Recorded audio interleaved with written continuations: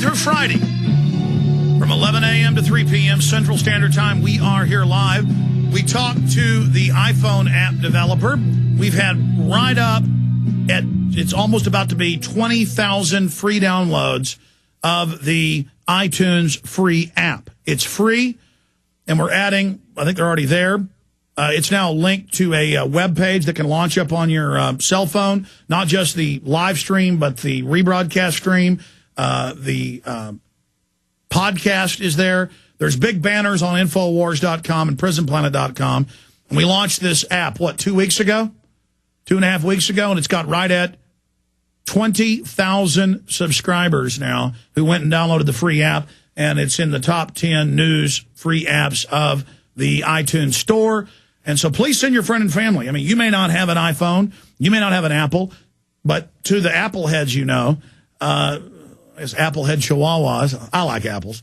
I like PCs. I like computers. The point is, just ridiculous puns here. Not even a pun. It's nonsensical. The point is, it's free. Continue to send that link to your friends, family, and neighbors, and turn them on to the truth. Turn them on to the radio show. I want to thank everybody that has been doing that out there. Okay, getting into some of the other news, and I'm going to continue breaking this down into the next hour, and then we're going to go to your calls here in about 15 minutes for everybody that's patiently holding. Total lawlessness from the government. Just complete and total lawlessness. And what do you do when you have a lawless government?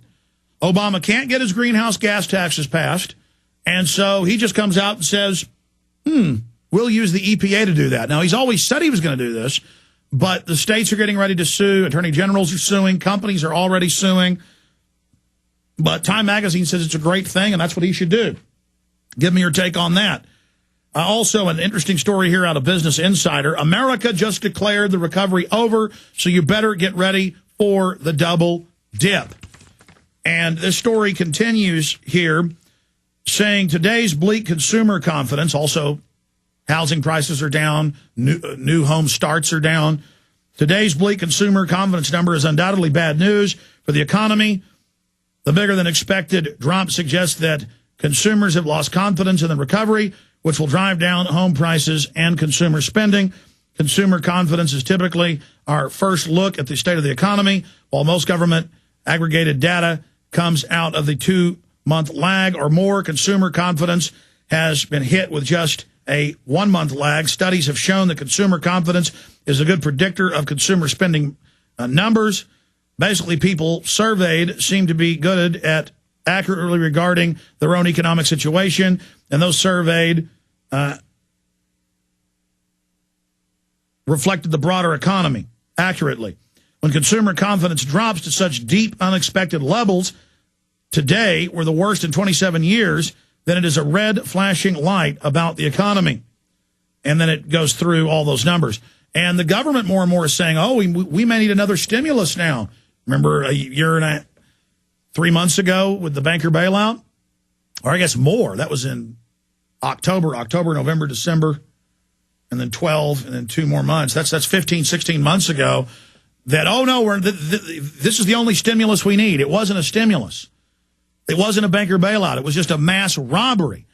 And now we had all these economists on the last year and a half saying that by 2010, they would want another stimulus or another looting. And we have all these top bankers on the news saying austerity.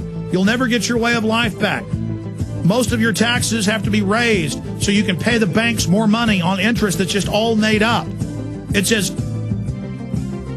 if Thomas Jefferson's predictions are coming true, that if we ever let private central banks take over the issuance of currency and credit, our children would wake up homeless on the continent their forefathers conquered. We'll be right back. Okay, we are back live.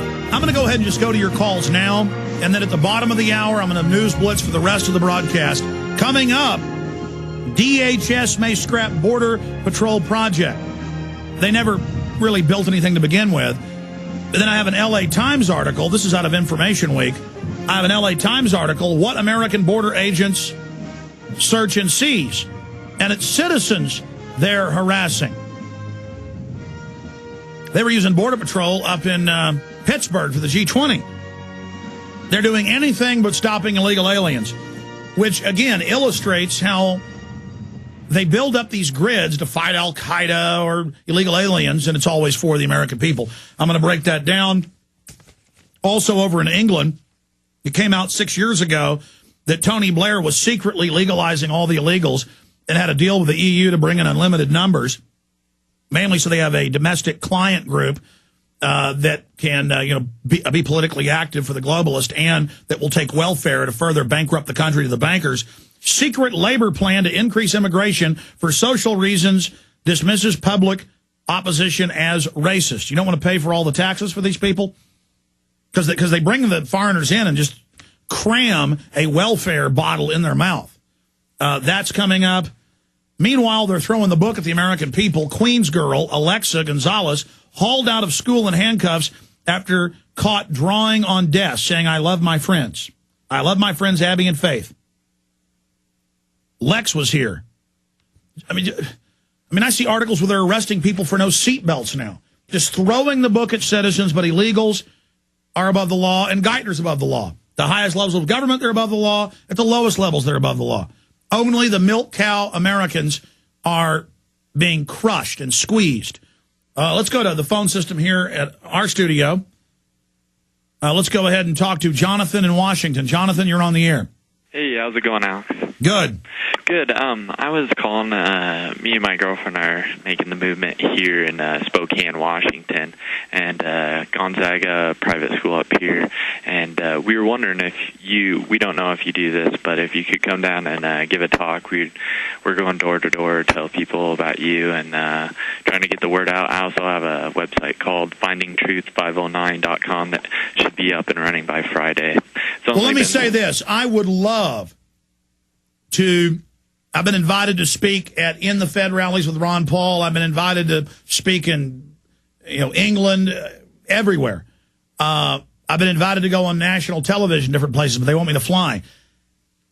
I'm so busy doing radio, TV, films, and building my TV studio and trying to spend some time with my family that if I choose to go with the model of traveling around, I couldn't do what I'm doing here. And digitally and through media, I can reach hundreds of times the people. I mean, I've already done several radio interviews today. I'm doing more tomorrow. Or I can fly somewhere and talk to 500 people, 1,000, even 20,000. It just doesn't work. I've only come out recently, to a demonstration to try to defend the Second Amendment.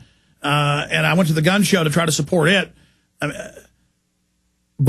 So I feel bad every day having to turn people down who invite me to come speak, but I appreciate the offer. And I appreciate what you're doing. I mean, this is about you being a leader in your area, Jonathan. Oh, definitely. And I was also wondering if you had any advice of how to make it, how to get out to people in a bigger, audience. Because, I have a website that I'm getting up, but, that doesn't even reach, enough people, I don't think so. Oh, yeah. If you launch a website and then say hand out 1,000 flyers in the town, like key info, and then the name of your website and put it on telephone poles and things, you'll get a massive response. And then if you update it, it'll take time. A lot of people expect instant results. No, it takes time. Okay, put one foot in front of the other.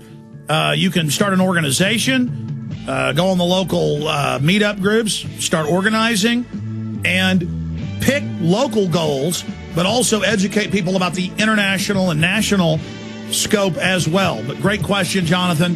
Dylan, Ron, John, Wade, Neil, Harold, Tyler, Jerry, and others. Your calls are straight ahead. I'm Alex Jones. You found it, the front lines of the info war, the tip of the spear.